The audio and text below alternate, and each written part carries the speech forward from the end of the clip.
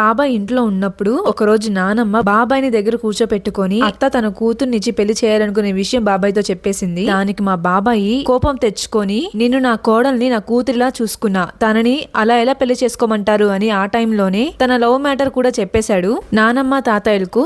అది వినంగానే మా నానమ్మ తాతయ్య ఏం మాట్లాడలేదు, సైలెంట్ గా ఉండిపోయారు. అలాగా ఈ విషయం అత్తకు కూడా తెలిసింది. ఆ టైంలో తను కూడా సైలెంట్ గానే ఉండింది. ఇంట్లో ఇలా జరిగింది అలా జరిగింది, మన లవ్ మ్యాటర్ చెప్పేశాను అని బాబాయి తన లవ్ చేసిన అమ్మాయికి చెప్తే తను కూడా వాళ్ళ ఇంట్లో వాళ్ళకి చెప్పేసిందంట వీళ్ళ లవ్ మ్యాటర్. ఆ తర్వాత కొన్ని డేస్ కి అమ్మాయి వాళ్ళ మామయ్య మా ఇంటికి వచ్చాడు. ఇల్లు మొత్తం చూసి ఇంట్లో అందరినీ కలిసి మాట్లాడి వెళ్లారు.